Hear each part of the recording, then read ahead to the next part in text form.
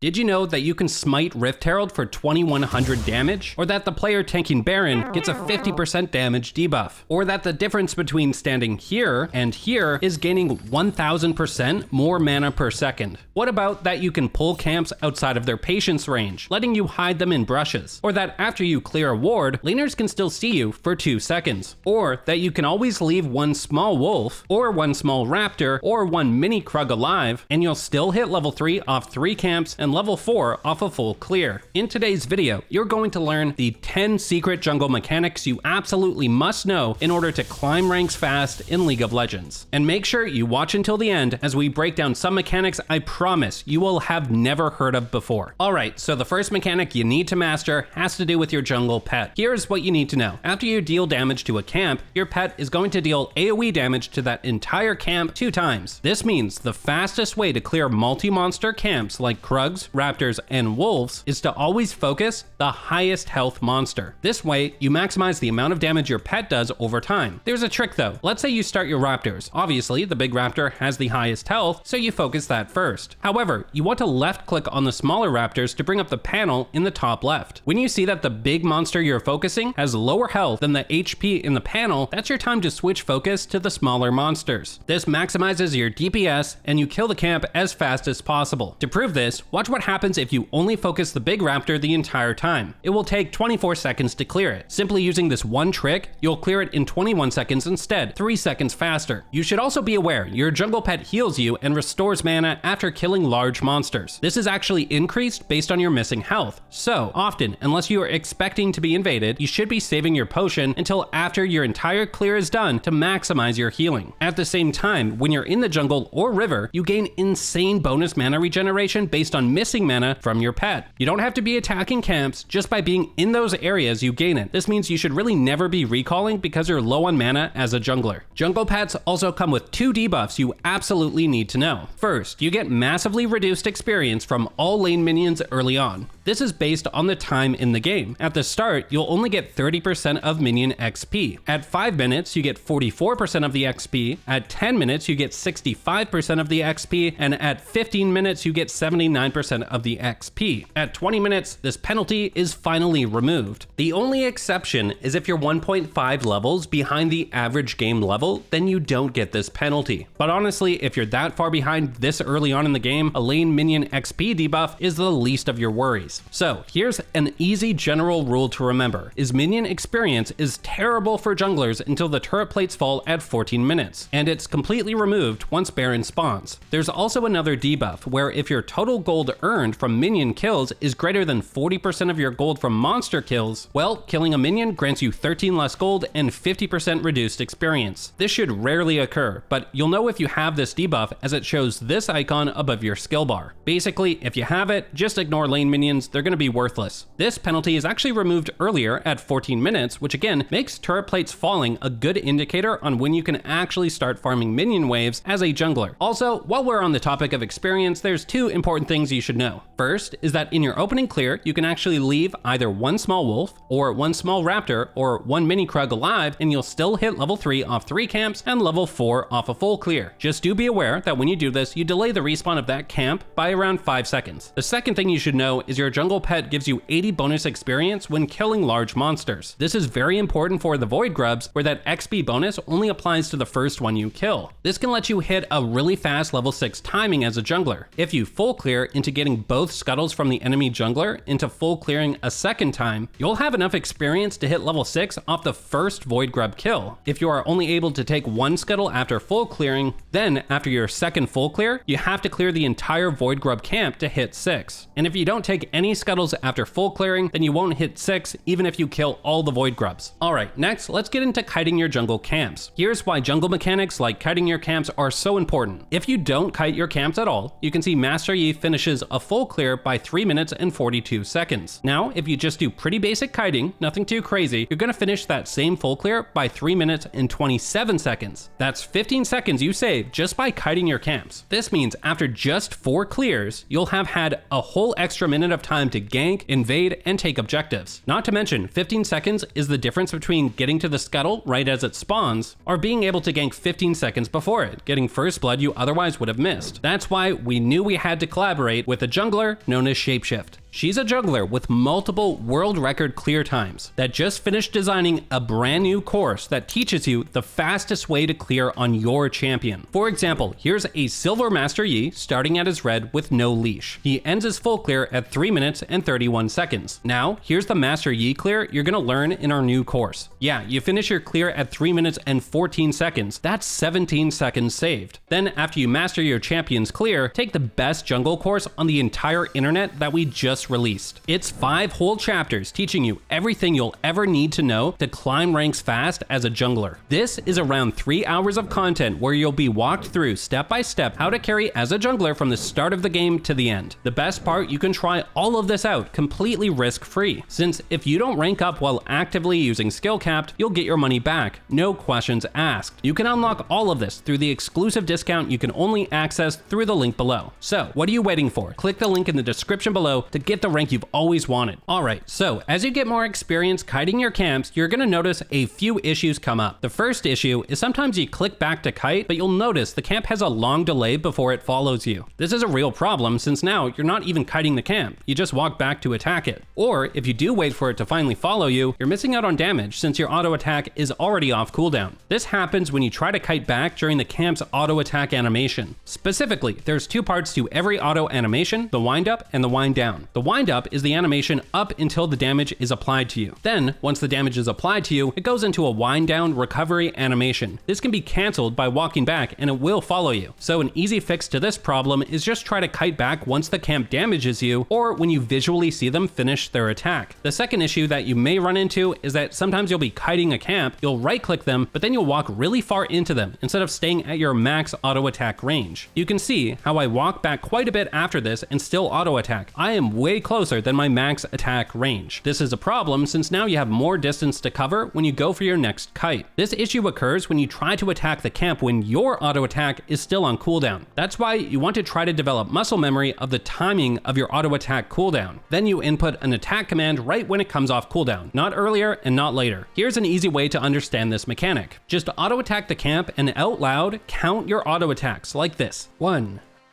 2, 3, 4.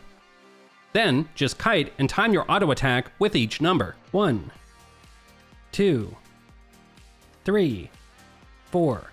Now, jungle camps run into that same issue. When the camp's auto attack is on cooldown, if you run out of range, it can end up chasing you closer than its max attack range. You can see how I can walk back quite a bit after this and the camp can still attack. It's way closer than its max range. Again, this is a problem since now we have more distance we have to cover on our next kite. The solution to this is to do a very quick, short step back to put yourself at your maximum auto attack range without kiting the camp. Then, on your next attack, you can kite as normal. Okay, so all of this is great to understand, but how do you actually apply this in a real game? Well, step 1, you need to make sure you're kiting based on your auto attack cooldown. That's your kiting rhythm, so to speak. Step 2 is to recognize when you and the camp end up closer than your max auto attack range after one of your kites. When this happens, do a small adjustment, clicking back to your max auto range, then after your next auto attack, go back to kiting as normal. And lastly, you can actually use your S hotkey, which is the stop command. Some players find that it makes kiting easier. Basically, if you are just inputting movement and attack commands, your champion is going to always be going back and forth like this. This is a big reason why you end up moving so close to camps. Instead, when you kite back, right before your auto comes off cooldown, you can just press S. This can help reduce the amount of times you move too close to a camp, since you won't be moving towards them prior to your auto attack cooldown. Also, I want to give a big shout out to the content creator Phalaris. He was really the first person to uncover a lot of these more advanced jungle mechanics. I've linked his channel in the description, and I highly recommend checking it out. Alright, so to really get the most out of kiting, you're going to have to master the patience mechanic. For every camp, the large monster has a patience bar above their health bar. Additionally, once you aggro a camp, you'll see their patience circle. If the camp moves outside this circle, it's going to start losing patience. It takes around 4 seconds for it to fully lose its patience. That is, unless you're still within the circle, then it's not going to lose patience. This can let you do really crazy things where you actually pull the camp into brushes outside their patience range and then walk back into the patience circle to prevent it from resetting. A simple way to remember how this works is either you or the camp needs to be within the patient's circle. It's only when both of you are outside does it start losing patience. At its core though, all you need to know is you're going to save a ton of time in your clears by kiting a camp outside of its patient circle right before it dies. You need to kill it within 4 seconds after pulling it outside the circle, or the patience will run out and it's gonna reset. A good general rule to follow though is that typically if a camp drops below 300 health, you can kite outside of its patience range and it will die before it resets. It sounds simple, but there's actually a really big issue that nearly every jungler runs into and has no idea why it happens. And that's when you kill the large monster in multi-monster camps like Krugs, Raptors, and Wolves. You'll find the small ones will reset really fast. There's actually a hidden mechanic at play here. When the large monster dies, those smaller monsters now get a new patient circle that you cannot see and is much smaller. For example, here you can see I pull the raptor camp to its max patient circle and none of the small raptors are going to reset. But as soon as the big raptor dies, I can no longer pull them to that range. The small ones are going to reset. Instead, I can only pull them to about this range without them resetting. So you need to be aware, you won't be able to kite camps as far if the large monster dies early on. To complicate things even further, there's actually another hidden issue. When you aggro a camp, you'll see how their patient circle extends outside of walls. This is a lie. If you or the camp try to kite to those areas, they're gonna lose patience and reset. So just assume as soon as it cuts line of sight with its original spawn location, it's gonna start losing patience. Okay, so once again, this is all cool to know, but how do you actually apply this in a real game? Well, step 1 is you need to be kiting camps outside of their patient circle to save time in your clears. Do this when the large monster drops below 300 health or when you can kill the camp within 4 seconds. Step 2 is to recognize when you killed the large monster much earlier than the small monsters. You need to make sure not to kite as far as usual. This shouldn't happen with the raptor and wolf camps if you spread out your pet damage properly like we taught you earlier. However, it's completely unavoidable with the Krug camp. Good news, there are 2 fixes to this. The first fix is to simply hold an ability to clear the mini Krugs instantly once they spawn. This will let you kite the Krugs really far outside its patience range with no issue. The second fix is if you don't have an ability to instantly clear them, then you just don't kite the Krug camp past this point. Then, once the mini Krugs have spawned, land 2 autos first before you start kiting. This will give your pet enough time to do damage to then kill the entire camp by you landing 1 more auto as you kite. Now, the fourth mechanic you need to know is pulling camps. The simplest example of this would be if you're finishing your blue, you could actually smite your Gromp to aggro it and pull it towards you. This will save time in your clear since you now don't have to walk to your Gromp to start damaging it. Another common example is when you start raptors. You actually want to aggro this small raptor first. This will pull the camp in a way that makes it group much closer together, which then lets a lot of abilities hit the whole camp instead of just a few. At its most basic though, if you're about to move to the next camp, if you have a ranged ability, you want to look for opportunities to use it early on to pull aggro on the next camp. That way you can start damaging it earlier, increasing your clear speed. A more advanced way of doing this is if you have a strong AoE ability. You can pull the camp you're on while also aggroing the next one to then use your AoE ability on both, finishing off your previous camp. The most common way this advanced mechanic is used is when you're going from blue to wolves. A lot of champions have a dash ability that lets them get to blue, pulling wolves towards them and then AoEing both camps at the same time, finishing off the wolves. Now let's move on to the smiting mechanic. A common question players have is when should they be using smite, especially in their opening clears? So the general rules are as follows. If you get no leash or a really weak leash, you'll always smite the first camp you start at. This will let you hit level 2 faster, which increases your overall clear time since you do more damage at level 2. If you get a strong leash though, then you want to save your smite for your next camp. If you're starting blue, use the pull mechanic to smite Gromp as you finish blue to save more time. If you're starting red, save smite for the large Krug. It makes it split earlier, letting you clear the camp much faster. Another question players have is when should they be smiting the camp itself? Do you smite it as soon as possible or wait till you smite to last hit it? This can be champion specific. Be aware of what abilities you have that do damage based on current or missing health. For example, the second portion of Lee Sin's Q is an execute based on missing health. For Lee Sin players, it's best to smite early to get maximum damage on his Q ability, since on larger camps you'll end up getting 2 Qs off before it dies.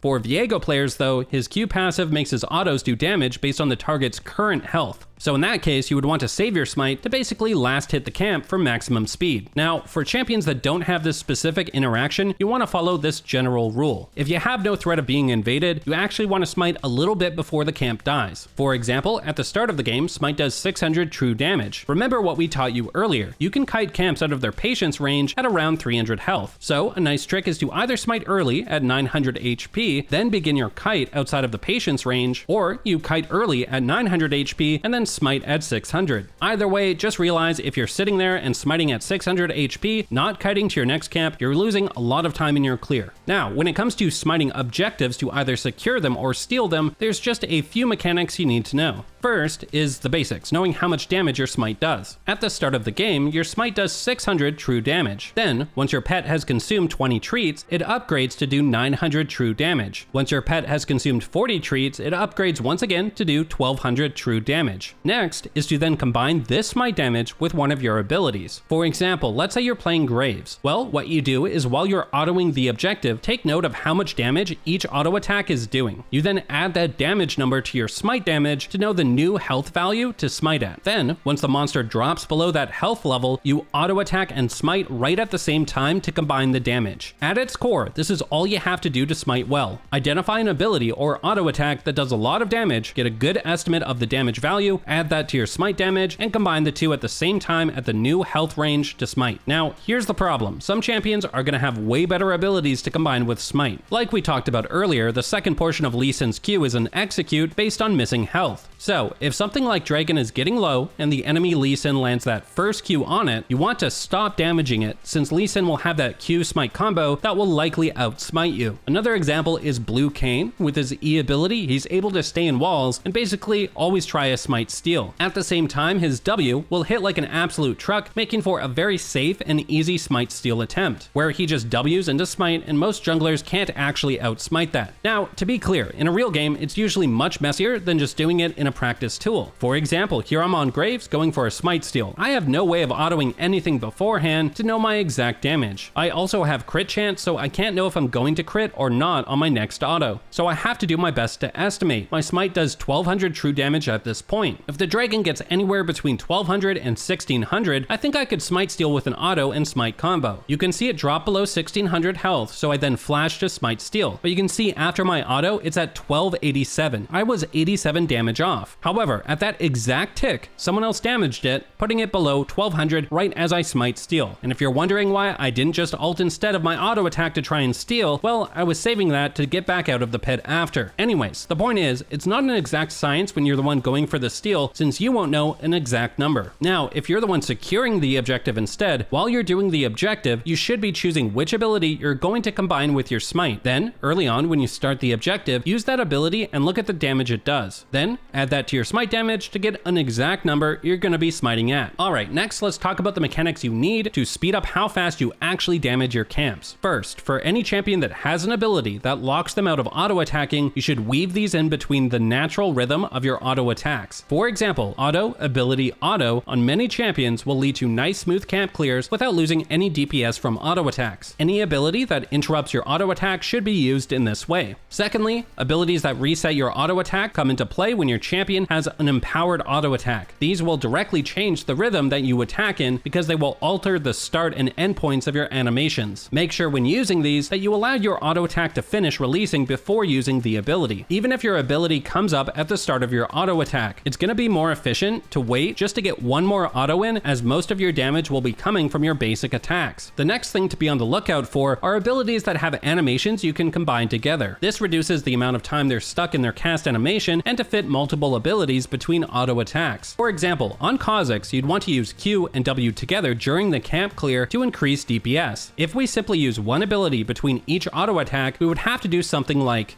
auto, Q, auto, W, auto. This means that our W would be up for longer not being used, which causes us to lose DPS and clear slower. Instead, we can cancel our W animation wind down with Q and fit both within our auto attack window, meaning we can do auto, W, Q, auto, getting more spells within the same amount of time. You should also be aware of animation cancels on mobility spells. The most famous example is Kayn, where if you Q point blank into a wall, it's going to cast way faster than if you use it regularly. A more advanced example of this is with Graves, where with the right angle, you can basically completely cancel the E animation while still getting the auto reset. The last spell optimization to be aware of is to not treat your jungle clear as individual camp speedruns. Sometimes you need to make a decision animation that will slow down the time it takes to kill one camp, but leads to an overall faster clear because it saves more time on a future camp. If you can't pull the next camp towards you, you're gonna have to walk the entire distance, which can really slow you down. Obviously, going over terrain saves a lot of walking time, and because of this, you can sacrifice DPS on one camp to make up for it with movement efficiency getting to the next. For example, even though Jarvan could E here to increase damage on his red buff, it will be more efficient to have his EQ up to dash to Krugs to save the hassle of walking around. If he just used E right away, he would not have it up after killing red, meaning any DPS he gains now by using it, he simply loses, and more by having to walk to Krugs. For champions with high cooldown abilities with low damage, it can mean not using that ability at all on a camp even though it's up, just to save more time by using it to get to the next camp instead. Now, this entire time we've been focused on optimizing how we clear camps, but that's only one part of the game. A huge skill junglers have to master is reading the map and knowing what lanes they should be ganking. This is where the mechanic of F-key cycling comes in. If you watch any pro player or challenger stream, you'll notice them quickly cycle their camera across their teammates to get insane map vision super fast. Without F-key cycling, you'll have to first look at the minimap, then identify where your teammates actually are, then move your cursor very accurately to click on them. And if at any point you miss slightly, you'll have to take time to adjust the camera, and in the end, it just takes an insane amount of time. Now, there's actually a secret to setting this up like the pros. Go to settings, hotkeys, and camera control, rebind select ally 1, 2, 3, and 4 to the respective F keys as shown. You have to do this because by default, F1 is bound to yourself, which is what you already use your spacebar for. Now, here's the thing, the F keys on your keyboard are notoriously awkward and difficult to hit. A lot of players just find them too uncomfortable, especially if they have smaller hands. If you have this problem, we highly recommend trying out rebinding them to Z, X, C, and V. The nice thing about this is that if you rest your pinky finger on your shift key like a lot of players do, it's really easy to just slide your pinky over to the Z key, put the rest of your fingers on X, C, and V, and then just hit them in sequence, with your thumb hitting spacebar at the end to return to yourself. Now, here's the thing, some people find F key cycling to make checking lanes easier, some find it awkward and prefer using their mouse. At the end of the day, either way is fine, the most important thing is you're actually checking your lanes. Here's how to check your lanes whether you're F key cycling or using your mouse in a real game. The first step is you'll be checking nearby lanes in between camps. So once we finish red, we can input a movement command to our next camp, Krugs. We no longer need to watch our champion, so now we check both top and mid since these are the lanes closest to us. This is a habit you want to develop for each camp. As soon as you're done clearing, click to the next camp, then check your nearby lanes either with F key cycling or your mouse. Now, the next step is checking lanes while doing camps. This is tougher, however, there's a trick to it. You want to time checking your lanes right after you've put all your abilities on cooldown. For example, here we get to Raptors, we auto, E for the auto reset, and now with no abilities needed to be cast, we check our nearby lanes before jumping back to ourselves. Shortly after, our Q and E are coming up, so we Q, auto, E to auto reset, now we can check nearby lanes again. In this case, only checking mid if we have a transition gank available before heading to our wolves. And now that we're moving between camps, we can check lanes since we have nothing else to do. You should also be aware, another trick is to pay attention to health bars above the map. Often when one of your teammates is low on health, it means the enemy will be too, and can be a signal to check that lane if it's gankable. Additionally, always be aware of player icons overlapping on the minimap. When this happens, 99% of the time a trade or all-in is happening, and so it's a signal to check that lane to see if it's worth peeling off a camp or just heading straight for that lane after you're done with the current one. And lastly, you need to know how to count jungle CS. Each jungle camp is worth 4 CS. Whether it's a Gromp or a Krug camp, clearing a camp adds 4 to your CS total on the scoreboard. What this means is that if you spot an enemy jungler, you can hit tab and check their CS. This is something you should do the first time you see the enemy jungler to confirm their route. In this case, it's obvious Shyvana is level 4, which means she had to have full cleared, but just to show you how it works, we hit tab, see she has 24 CS. Each camp is worth 4 CS, so when you add up all 6 camps of a full clear, it equals 24. The reason this is useful is let's say we saw Shyvana earlier on this ward and she was still level 3, meaning she didn't full clear. If we hit tab and saw she had 20 CS, well, that means she's cleared 5 camps with her 1 camp left, likely being the Krug camp. The Krug camp is super far off the map, so not exactly easy for us to steal. However, if we hit tab tab and saw she had 16 CS, then she only cleared 4 camps, and the 2 camps left could be Krugs and Raptors. This would be useful to know since her Raptors could be a good camp to try and attack once we finish our clear, as it's easy to access. Counting CS is usually most useful though when junglers are pathing opposite to each other. For example, let's say I start red and the enemy is Lee Sin and starts at his red. Let's say I get to my top side. I see Lee Sin execute a really early gank bot side. Move my camera and see he has double buffs, then hit tab and check his CS. He only has 12. Well, since he has double buffs, that means he's killed his red and blue. That's 8 CS, and so he's only killed 1 more camp. This guarantees either his Raptors or Krugs are still alive, possibly both. So since we path opposite sides, after I finish my full clear, I can move into his jungle looking to steal one of these camps before he's able to get there in time to defend it. Okay, now let's pivot our attention to talking about some important mechanics around epic monsters like Baron, Rift Herald, and Dragon. The only thing you need to know for Baron is that it has a passive called Baron's Gaze. Baron Nashor takes 50% reduced damage for 8 seconds from the unit that it has most recently hit with a basic attack, being effective only against 1 unit at a time. This means you never want high DPS champions tanking Baron's auto attacks. I see this mistake all the time. Instead, your lowest damage and ideally decently tanky champion should be most in front to aggro Baron's basic attacks and take the debuff. For the Rift Herald, there's a few different mechanics you need to know. Firstly, Rift Herald also has a Gaze debuff, where the unit she most recently attacked will deal 50% reduced damage to it. Secondly, when Rift Herald's eye is closed, it lasts for 10 seconds, but will be reduced by 2.5 seconds every time she's struck by a champion's basic attack. The eye cannot open more than once every 3 seconds though. This means doing Rift Herald by yourself is always going to take significantly longer. And thirdly, hitting the eye in the back does 12% of the Rift Herald's max health as true damage. Usually, this will deal around 1200 damage to the Herald, so if you don't have Smite and are worried about it being stolen, you can actually purposely keep the eye alive and then hit it at 1200 HP to prevent being Smite stolen. You can also use our previous tip about combining Smite by then adding your Smite damage on top of the 1200 eye damage. Typically, your Smite will be dealing 900 damage when the Herald is alive. So when the eye opens, you can leave it until around 2100 health, then hit the eye and smite it at the same time to secure it. Now, our last 2 mechanics are quick, simple, and effective. Firstly, as you send movement commands around the map, you need to be switching that to an attack move command instead. This is because as a jungler, you're going to be the one most often running past control wards. I can't even begin to tell you how common it is for junglers to be running through brushes, they move their camera to check a lane, only to run past a control ward not realizing they were just spotted. You can even use this trick with your sweeping lens too, where you activate it, then simply send an attack move command. And if you move your camera, you'll still clear any wards that you spot. And finally, there's a mechanic you absolutely must know called residual vision. When a yellow ward is cleared, vision in the area lasts for an entire 2 seconds, much longer than players realize. This allows you to see the direction of the enemy after they clear your ward, but disinformation is one of the best ways to win a war. So you should actively look to trick your opponents, make it seem like you're going one way, when in reality, you've gone the complete opposite way once the residual vision is over. You should also be aware that this 2-second window of vision persists even if it was revealed by a control ward. And speaking of control wards, this 2 seconds of residual vision is not a thing when it comes to control wards. When a control ward is cleared, vision deactivates immediately. This is also true for Farsight wards, the blue ones. So just remember, control ward equals no residual vision when cleared, and yellow ward equals 2 seconds of residual vision. And lastly, if a ward simply expires when an enemy is nearby instead of being cleared, then there's no residual vision at all. A yellow ward needs to actually be cleared for that residual vision to take place. Now, if you've been stuck at your current rank as a jungler, Skill Capped is what you've been looking for. We just released the best jungle course on the entire internet. Literally, it's 5 whole chapters teaching you everything you need to know to climb ranks fast as a jungler. This is around 3 hours of content where you'll be walked through step by step how to carry as a jungler from the start of the game to the end. Pair that with our new champion clear course that teaches you the fastest way to clear on your champion, and trust me, you're gonna be climbing through the ranks in no time. Best part, you can try all of this risk-free. If you don't rank up while actively using Skill Capped, you'll get your money back, no questions asked. You can unlock all of this through the exclusive discount you can only access through the link below. So, what are you waiting for? Click the link in the description below to get the rank you've always wanted. Alright, and that will do it for this one. We here at Skill Capped want to thank you for watching, and we'll catch you in the next one.